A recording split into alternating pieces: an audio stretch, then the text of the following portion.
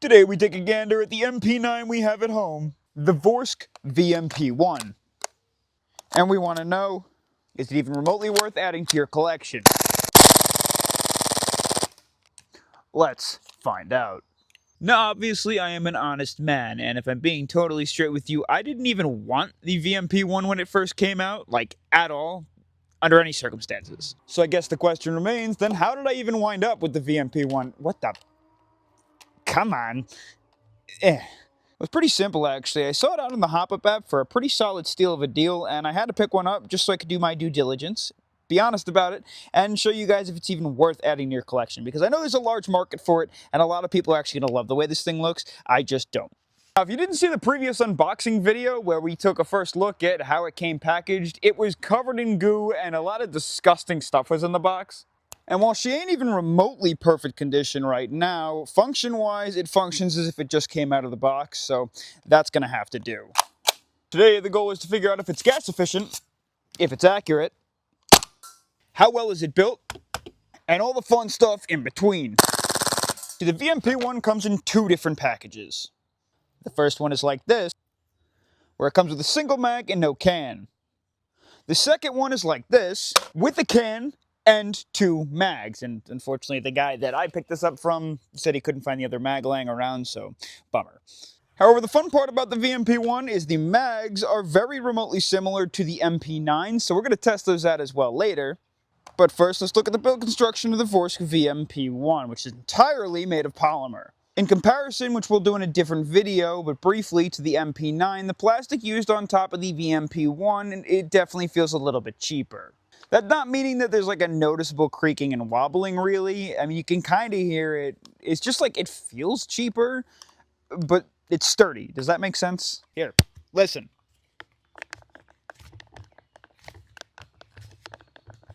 There's rail space all over this sucker as well, sides, bottom, and at the top, so you have no problems mounting any of your optics, foregrips, lights, or lasers. And a nifty pair of fiber optics, two in the front, one in the back, which I kind of wish were a different color on the rear side, so it was easier to locate the front one, and they're pretty low on profile, so don't know if you're getting down there with a mask or not. See, the stock is where things get a little weird. It looks awesome in this region, but the back I don't know that I'm a fan of. It literally has like a 15-degree worth of tilt, it looks like, and it springs back into place. Now, originally, in my doof brain, I was under the impression it made no sense, because with a hop-up, it has to be pointed upright in order for the hop-up to function correctly, otherwise you're going to kill your shots. But then I realized, when you peek a corner, the first act is to tilt the replica, and then what you have to do is tilt the stock back to an upright position on your shoulder in order to keep the hop-up dialed in correctly. In this case, however, you don't have to move the stock, you can actually keep the stock straight and then tilt the replica in the position you want. So the stock doesn't actually have to move off position on your shoulder. It can stay shouldered nice and secure. You don't have to pick it up and move it around. Now, of course, that's all in theory. Will that have merit during gameplay? Well, who knows? And where a lot of my issues with the VMP-1 are the fact that it's not modeled off anything real steel, because I really do like things that are like Milsim-esque. I don't know if this would have any relation in a real steel environment, or if this would just be an inconvenience overall. I wish I could tell you the stock doesn't get weirder than that, but when you go to close it, which is already a little wobbly, it's got this weird 90-degree stop position, which takes the entire motion, which should be quick under pressure. It makes it so much less smooth and hard to move. It's such a weird design, and there's a little wiggle room when closed. Not noticeable under fire, of course. For the charging handle, if you can get over the absurd amount of movement and wiggling, it is actually quite nice. Functions extremely smooth and only locks on the left side. Charging handle is plastic with a steel latch. It's just so smooth. The bolt says VMP-1, and the grip has this weird scaly pattern on it. It's usually pretty clean, but again, like I said, mine came with sticky nonsense. The mag release is small but easy to get to. Fire selector, semi, and fun mode. Clicks notably into place with small little red indicators. The trigger comes with a blade style safety, much like any of your Glocks. And we'll take a look at how it works. There's semi. Extremely mushy. There's absolutely no noticeable point where the wall is before it drops the hammer. You just can't feel it. And your reset is long with a little bit of a click. Yeah, it's just, there's really There's nothing to that. That is a mush trigger. Very MP9-esque. The bolt release is in the same place as the MP9 right on the side, and it's noticeably there. It's easy to actuate. I do wish it was a little bit longer, but again, same thing goes for the MP9. This is the major selling point for me. I love a giant can. With the press in and twist off to the right, you have your giant can suppressor and the lug that goes on it, and that locks in place with some grub screws on the sides. All you gotta do is push it on, twist it 15 degrees, and that locks in place nice and snug. And I'd be lying to you if I told you that ergonomically it isn't comfortable.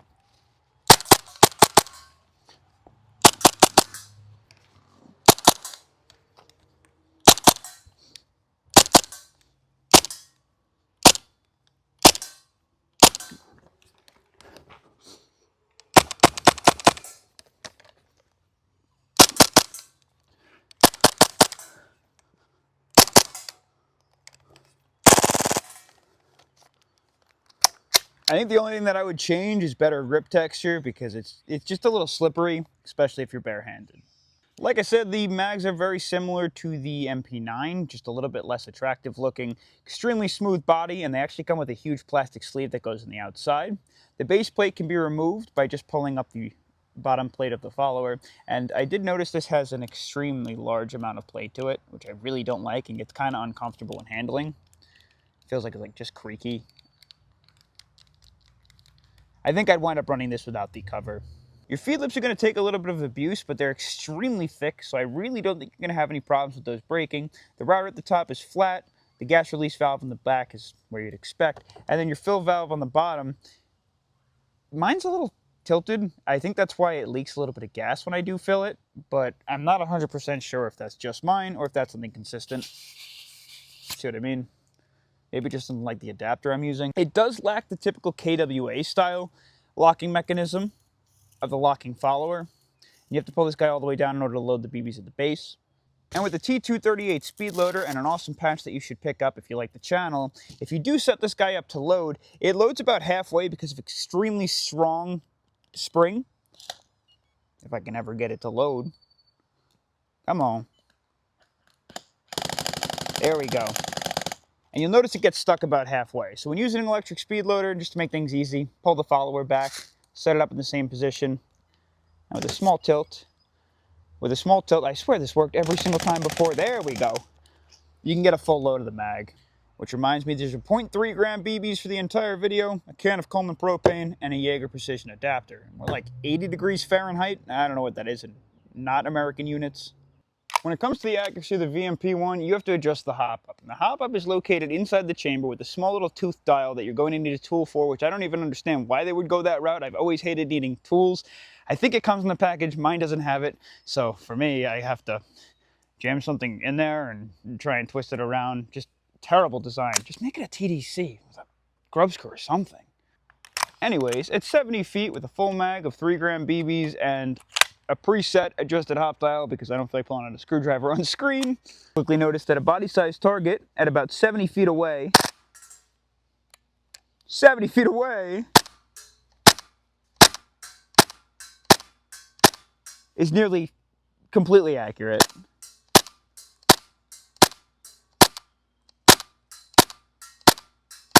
I mean, any shots that miss are user error. I've yet to have a single BB misfeed. A single BB doesn't fly anywhere besides straight.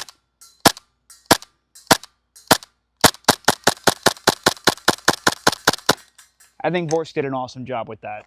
Now to maximum fill with the perfect ignore that. With a perfect load, we have 45 BBs in every mag. And with quite a large BB capacity in a stick mag, I want to see today how many full mag fills of BBs we can get out of a single gas fill on semi. 3, 2, 1. I will say, with how small the bolt is and how far back it really needs to travel, it is extremely snappy, extremely poppy, and even with a giant can on the front, this thing just makes a lot of noise.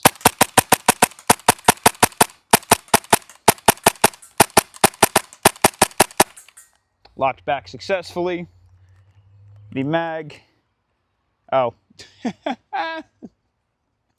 I pressed the semi switch to release the mag.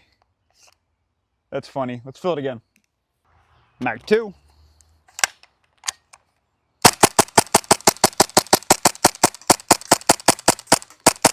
Still kicking just as hard as before, which is like minimal kick at all, if that makes sense. Lock back successfully, and I also want to mention that the mag sits extremely firm up and down with little movement front to back and a lot side to side, but there's no extra gas spillover. More BBs. Mag's getting pretty ice cold.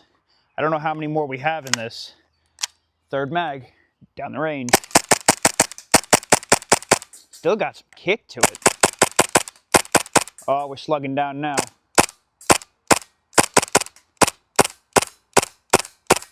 Still flying, but it is not as hard as it was before. We're not feeding. Okay, we're not locking back, but I did the same thing again.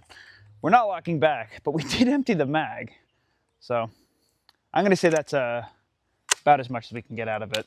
The bolt just wasn't flying far enough back. So 3 mags, completely empty. It's getting real cold, so we're gonna go 15 minutes in the sun. We'll be right back before we mag dump. And now we'll test its mag compatibility. Start off with the KWA MP9 mag.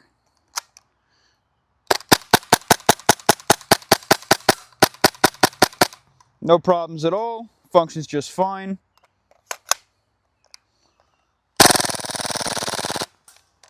And it even locks back on empty. Next on the block is the KWA TP9 mag, which is remotely the same thing, just an updated version, slightly modified looking feed lips. We'll see if it fires.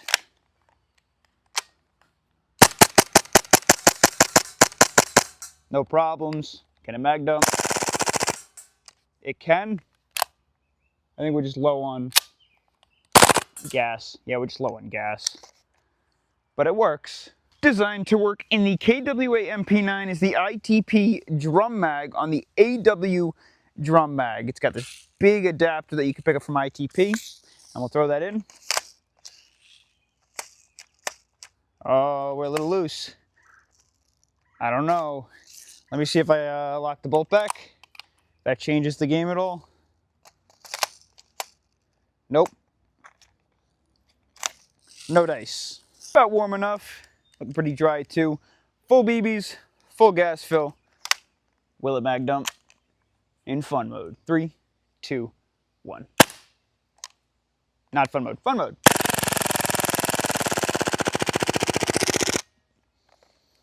It will mag dump. It did not stop on empty. It has stopped on empty on that before. I just think that mag is still kind of cold, even with 15 minutes cooldown. But the same gas fill. Let's see how she runs. Yeah, a little sluggish there. All right, it's cold. I'm gonna tell you right now, it's locked back a ton of times to the full mag dump. You saw it even with the mag that didn't come with it. It's been under some abuse. I haven't gave it some time to rest yet. But really, how powerful and consistent is it? 3, 2, 1. 282 FPS at 1.1 joules. 273 FPS at 1.04 joules. 275 FPS at 1 joule. 272 FPS at 1.04 joules. 269 FPS at 1.01 joules. 267 FPS at 1 joule flat. 259.3 FPS at 0.94 joules. And 263.8 FPS at 0.97 joules. And as you can see, the consistency isn't perfect. It's around like a 10 FPS swing and dropping as we get lower on rounds, which is expected with the gas mag, but you're safe for CQB limits, and I don't think you'll have a noticeable issue with accuracy problems due to those small inefficiencies. See what makes this tick? We remove the mag, twist and pull the can. Just gonna fold the stock to get it out of the way. You don't have to. Take down the screw at the front of the rail and press the button in the back. and the spring and guide rod will always, and I mean always, come out at the same time. Now you can see the bolt is extremely stabilized, not only by the two tracks on the back side, but also around the entirety of the outer barrel. So it's stabilized in both the front and rear, which allows it to glide nice and smooth and also stable. Drawing our attention back to the takedown pin, go ahead and push this pin in, pull this guy out. Now it will stop that pin from flying out, and remember, this goes in a correct orientation when you do replace it. There's rounded edges at the top, flat edges at the bottom. Keep that spring in there as well. And we have to tack two grub screws on either side.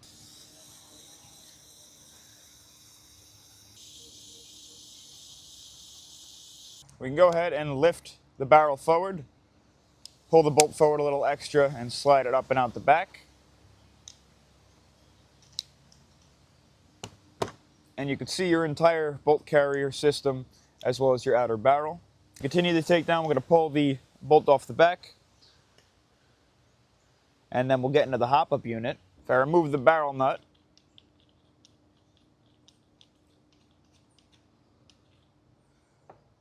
we can pull that whole block off, and then get something nice and thin to push the hop-up unit, bucking, and barrel out the rear side. Hop-up unit is consistent of a very complicated series of rings and nuts and a huge tool tooth piece, and it requires one of these teeth to be held in place while you adjust the tool to apply pressure down on the hop-up bucking. It's a weird system. I guess it's simple, but also like annoying. The nozzle's a cool blue color. You have this big aluminum housing. It is very springy and flies very smooth. It is small too, so your amount of gas in the chamber is going to be little, and there's a little wear on the arm that grabs the BBs out of the channel. Overall, your FCU is composed of a majority of aluminum or cast parts, and all of your pins and anything that matters, like your stop on empty and the channels that the bolts slide through, are all going to be steel, as well as springs too. The other thing I noticed is in order to keep the hop-up unit oriented the correct way, as well as the barrel, there's a flat part on the inside of the outer barrel, and the inner barrel has a flat groove as well. And you have to make sure that you install it correctly and it stays in that orientation, and that's what allows the barrel to stay stable and the hop-up dial to move. I don't know if that's going to make it more challenging to use aftermarket barrels, but I believe the buckings are gas blowback spec. And with everything back together and the Vorsk-looking Vorsk VMP1-esque, I have to be totally honest with you. As much as I'm not a big fan of the way that it looks, this thing absolutely slaps. It functions as it should, it's accurate, it's efficient, it's snappy, and genuinely, with all of the parts and how light and small they are, and the way that it's built, kind of like the KWA MP9, I do believe that it will last. Also, it's really cool that if you already have the MP9 mags lying around, you're someone who has a collection like the GHM9 with the MP9 mags, you have MP9s already, this is just a cool little platform to update your series if you'd like. I also believe you can throw all of the MP9 parts inside of here if you ever wanted to, which is a huge plus. I really wish they went with a different look, and the plastic was a little bit higher quality looking. It feels fine, it's just more like, looks cheap. I don't really know how to explain it. Maybe it's like the shine that's on it or something like that. I don't know. I also wish that the sights were a different color, and I hate the fact that you need a tool for a hop-up. I really just wish they did a regular TDC or some different style of hop-up, but I understand that they went kind of MP9-esque without the licensing. So, the VMP1. Let me know what you guys think. I'll catch you in the next adventure. Had a blast doing this one, and it went a little bit of a different twist here with against some of my standard reviews. I wanted to go a little quicker, a little more fast-paced. I had a blast. I'll catch you in the next adventure. Peace.